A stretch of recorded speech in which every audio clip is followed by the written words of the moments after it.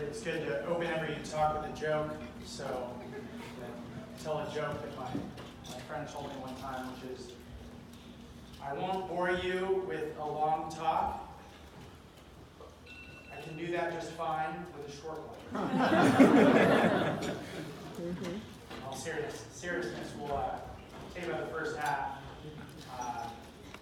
and then open up to questions. So, my dad is from India, and he went to Canada in the late 60s and met my mom at Ohio State in the early 70s. So not too far. The bus.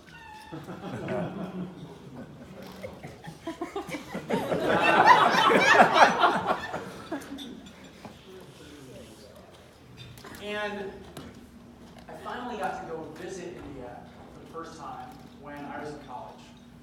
And my dad got really excited. He said, I'm going to take you and your best friend here. So we went. And most of my family is here in the States, but there are some distant cousins still over in India. And so the son of one of those distant cousins is Saksham, a 10-year-old who was very cute and wanted to be a famous cricket player when he grew up. And we're in the back of this car. It's one of these large stands. And I'm with my best friend Mark, who has 7 siblings and is one of the most gregarious people you'll ever meet. And Saksham's playing around, 10-year-old kid, and he grabs a hold of Mark and throws himself and Mark across to the other side of the car, pushing me away at the same time. And he says, "We are same. You are different. Get out." I just died laughing. I was like, oh my God. I was just crying, laughing. I go, it's the story of the world. It's the story of the world. And so what I talk about today is about finding people who are different from ourselves and connecting with them, learning from them and with them. So I'm going to take you through 3 places that I've been over the past decade, just 3, and some of the people that I got to meet.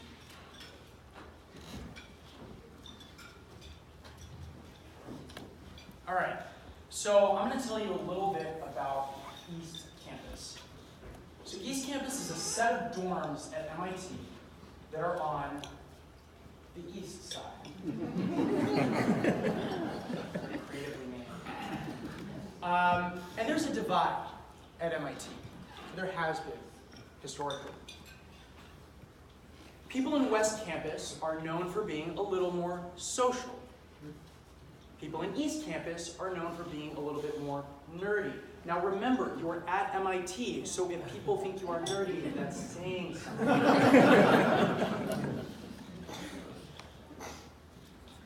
And so I lived in West Campus, and I started noticing these East Campus people.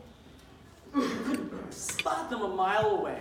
Romy's going to remember this. They would dye their hair pink and green and purple and blue. It's just a thing they did habitually. Every year, the colors would change of all their hair. And they were very nerdy. They were very interesting. I was intrigued, but I was also a little intimidated. There's a theme you'll see throughout this talk, me being intimidated. And I'm just going to show you. So East Campus, every year, builds a full-on miniature, but not so miniature, roller coaster. This is the roller coaster from early 2013. Yes, it's real, and yes, it works. You go up those stairs, lock into this crazy frame thing, and then go down it. Now, I trust this roller coaster. There was a long line. I did not test it, but it does work.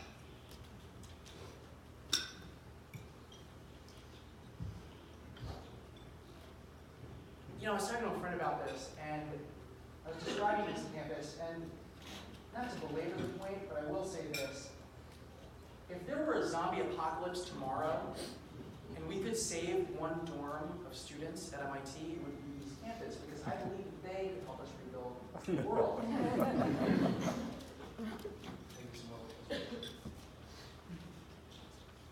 So anyway, my first exposure to East Campus was through my school's improv comedy troupe.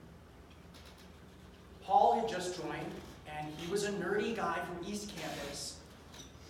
He was also an undergraduate TA in the intro computer science class, which I had taken foolishly without the prerequisite. You're supposed to learn to program, and then you take the class.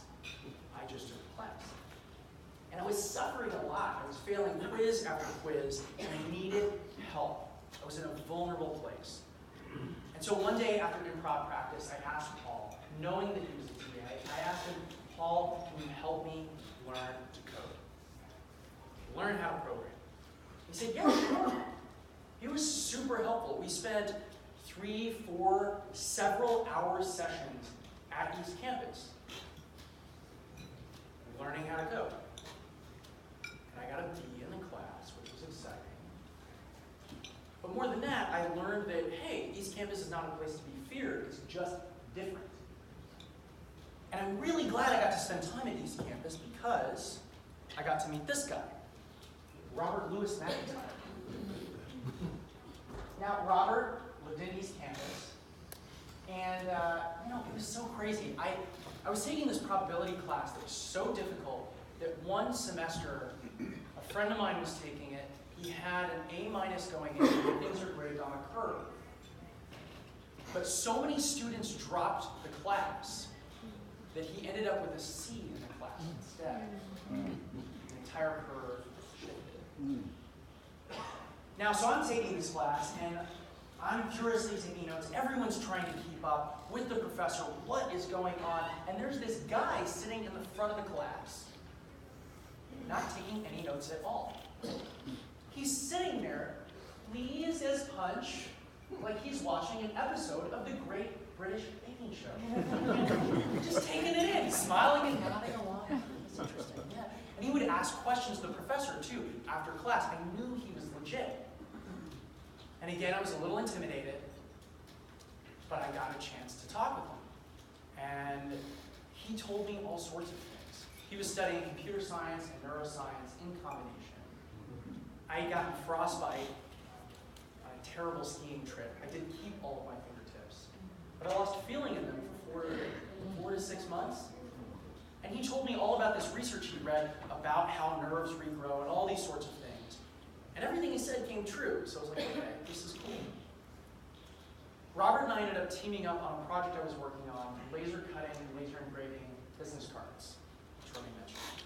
And just to show you what those looked like later on, you can see one of the first ones is green plastic that Robert's holding. We ended up making them a little thinner and making them metal. And just to show you that all entrepreneurs start somewhere, I called the company Forever Gold, which I don't recommend calling a company, but it felt like a good idea at the time. And this is an example of metal business cards we had. And I got to learn a lot with Robert there at East Campus. We bought a laser cutter from China, which we never really did get to work.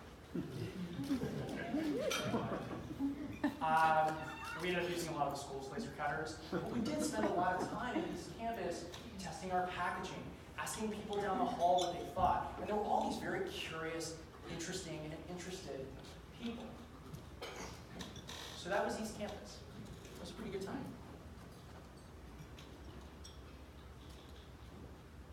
All right, so continuing this vein of meeting interesting people and trying to learn from them, I'm going to tell you about Artesian Brand, which was a clothing company that some friends and I were brainstorming during our senior year of college. This is a photo of a chalkboard that's fairly illegible, but if you look very closely, and I'm not going to fall off the stage here, you can see change how people view and experience formal wear. So a friend of ours worked at a bank, and he would get hot on the subway on the way to work, because Boston's a pretty hot town. He would sweat. And a good friend of his and a friend of mine, a material scientist, was researching and working on outdoor apparel. And he said, Gihan, can you make me something that deals with this sweat issue? So he was brainstorming this. And I met up with them told me about this idea. And the cool thing is, this guy, Gihan, so he's the material scientist. And the thing is, I knew him from before because we were in an interdisciplinary program, bringing different engineering disciplines together at MIT. And this guy is the designer's designer. I was always intimidated by him because I felt like, I didn't even feel like it, I didn't even think this, I knew that he was a better designer. I had a professor come up to me once, and all I wanted to be was a product designer at that point. And this is Blade Catelli. And he, I was talking to him, I said, yeah, Gihan and I have been chatting about some product design stuff, and I was talking to him about my own ideas. And this professor, whose name is Blade, very sharp guy. I know, you gotta roll with it. He says, Kevin, that's great, but Gihan is on a whole different level in terms of his design skills. And he was right. Now, just to prove this to you, you may be wondering, where is this photo? What are they doing? Why is he holding some shears to cut hair with? So Gihan was such a designer that he would cut his own hair. He may still, I asked him, I think he may still do this. And so I volunteered that he could cut my hair, and he did. He actually did a pretty good job, but he was really close, around the ear, and you gotta give it some space. So I learned a lot from Gihan. Together we developed this business apparel that Romy's wearing, that I'm wearing. We renamed the company to Administrative Supply. It's a much catchier name, I think. And this is an important photo. I want to bring this up in particular because, as the speakers before mentioned, and as Bill mentioned earlier, there are people along the way who will help you. And for those in this room who are future entrepreneurs, for those who are helping those people out, the professor asked, have we had people who gave us those breaks? And this person, Bill Aulette, is somebody who did that for us. He was the head of our entrepreneurship center. He gave us free office space in a rundown building for the summer. We didn't have an office. And he bought our very first shirt, which you can see the check for right there. I don't think we ever cashed that check, but I'm assuming it was good. And you can see the slide deck we put together. It was very early, it was very rough. So now Ministry of Supply, yes, has 7 stores, including one in Chicago. But in the beginning, it was us making the shirts, figuring things out, naming our company things like Cartesian brand, which no one can spell.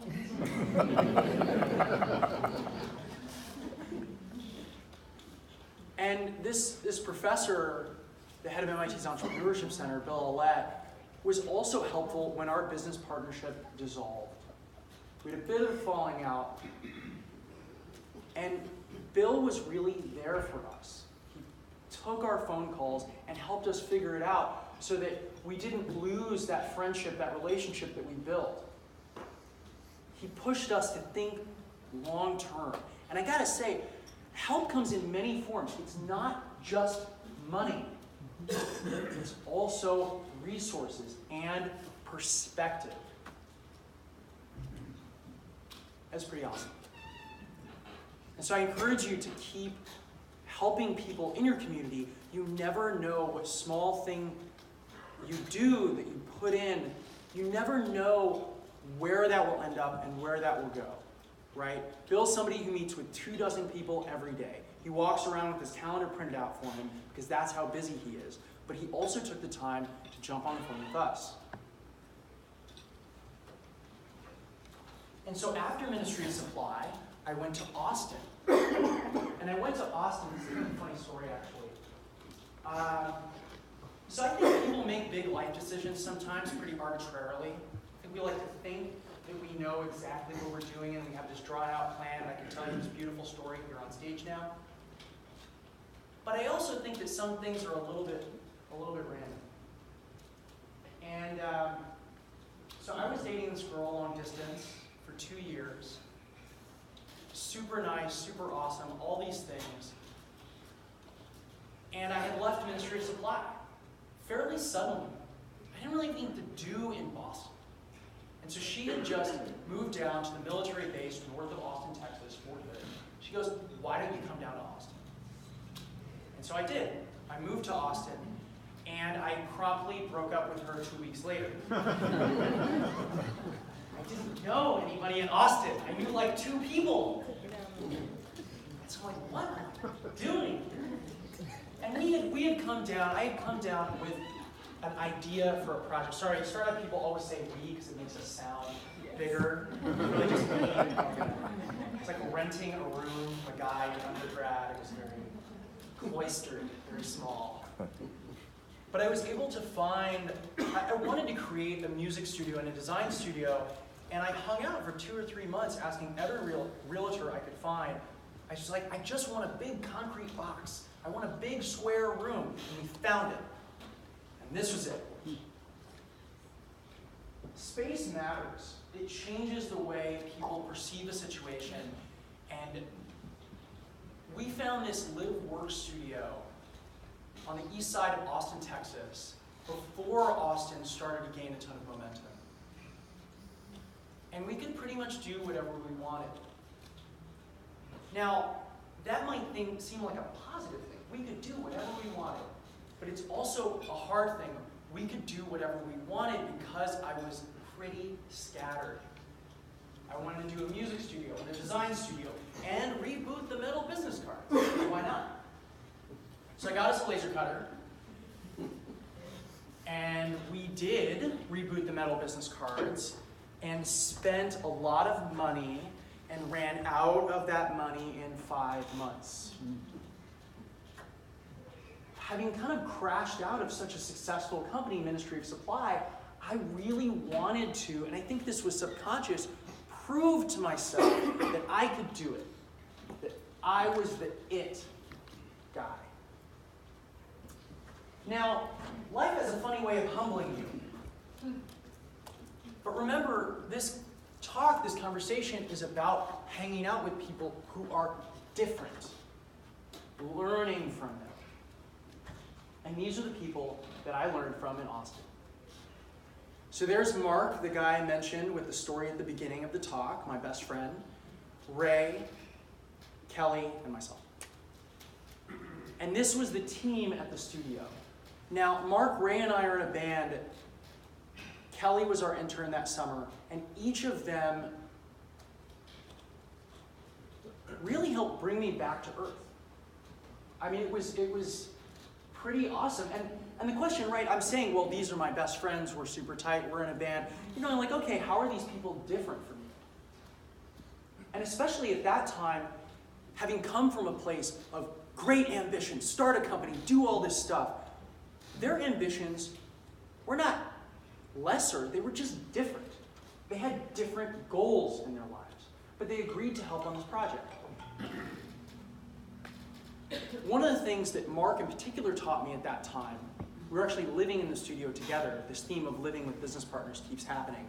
Gihan and I actually lived in a walk-in closet starting Ministry of Supply for 5 months.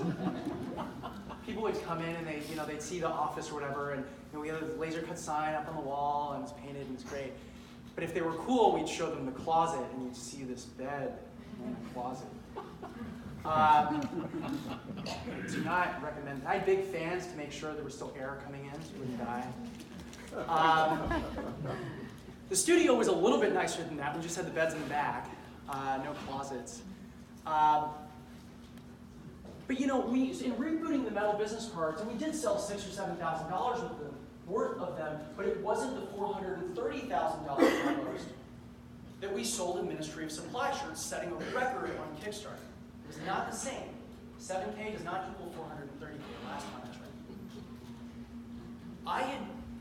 But we only put a couple months into the metal business cards, into rebooting them, and things take time.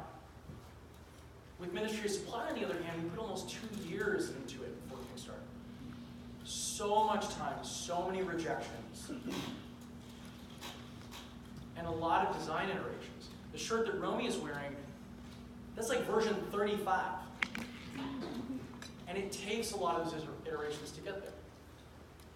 And what I learned from Mark there was that he just told me this. He's like, hey man, I think it's wrong of you to expect the same level of success given so little work as compared to what you guys did before. Mark taught me humility, which to me is an essential ingredient in creating, period. We also were trying to make an album, and we really did work on it. Several songs were in the works. We have not finished the album, but I'm very pleased to say that we are starting to play again, and we're getting together in January to work on the first song. So I want to show this picture kind of in closing. So the whole talk has been about finding people who are different from you and learning from them. Don't be intimidated by them. Ask them questions. Approach them with genuine curiosity. The other question, too, then, is, well, how do I do that? Right? Now, those are great words to say, but how do I put that into practice? And I want to give you guys a few ideas, one in particular, as to how I've been able to do that and how you can do that. The first is simple, going to these conferences, meeting other people, getting out there. It's much harder to meet people when you're sitting at home. Possible, but harder. Now, this picture over here is that of a group dinner. Now, over the past several years, I've had the opportunity to host probably over 24 of these group dinners. We did 13 in Austin. And I kind of want to take you through why doing group dinners. And group dinners, it's not a novel thing. But I think it gets into how you do it. So the way I do it is I find people throughout my life and throughout work and in my travels, I meet these people. And especially if I'm local, if I'm in Austin, as it was the case here, I say, hey, you seem interesting. Do you want to come to a group dinner? I kind of programize it. I say, I do these group dinners. They're super fun. They're really easy. Would you like to come? Always offering that they bring their significant other, because I think it's polite and nice. And they do, which is exciting. And so I just host them in my home. I've learned how to cook a little bit, but not too much. I want to show you who these people are. So Gus is a realtor. And this, the whole point of this is you'll see just how tangential these things can happen and then bring it back. So Gus is a realtor. I met him, or he's a real estate broker who's now an angel investor in Austin. I met him through his brother, who was on an email list, bless you. I was on an email list with from somebody that I had met at South by Southwest. There's multiple connections away, and I got along great with Gus. He and I keep in touch. We were texting last week. I've learned a lot from him. He reads a ton. We have similar values. Ted Gonder helped start MoneyThink, a financial literacy nonprofit that was honored at the White House. I met him at a conference much like this. I was a college student. He was a college student. It was an entrepreneurship conference. Eric Webb, this is maybe the craziest one. So our intern Kelly, super awesome. She had a 2-date policy. She would go on a date with anybody who had shoes. And if they seemed nice and personable, she would agree to go on a second date should they ask. But if she didn't really like them, no third date. The 2-date policy. I'm glad we could share that moment together. Just as much as I have. So she met Eric off of a dating app, OkCupid. And they went on 1 or 2 dates, but not a third date. And she told him about what we were doing at the studio, the different projects we were getting up to, and he was intrigued and excited. Eric had co-owned a restaurant in Mississippi before coming to Austin to develop apps. He was intrigued. He sent us this crazy email. Can we meet up? I said, sure. After emailing Kelly being like, who is this guy? And Eric, it was so wonderful. He actually helped us cook a lot of the group dinners. He ended up being business partners with a friend and classmate of mine from grad school. And overall, is just a super gregarious guy who I've learned a lot from. The last two are Mosemi Shaw, who has a jewelry store in Austin, and a good friend of hers. There are intentional ways you can create community and find people who are not like you. one piece that I haven't mentioned as much is that they are different from you, but they have similar values and interests. And I think that's a really important point. The people I've been able to meet and surround myself with are people who care about similar things. They want to create change in the world. They want things to be more positive tomorrow than they are today. And I think the thing that's really interesting is that instead of being afraid of them and saying they are different, get out, it's like, hey, you're different, let's talk. What can we learn from each other? What can I learn from you? What can I contribute? And it's been a lot of fun. The nice thing about these techniques and ideas is that you don't have to be in Boston or Silicon Valley or New York or Chicago. You can start doing them wherever you are. And so I'll close with that. Yeah, thank you.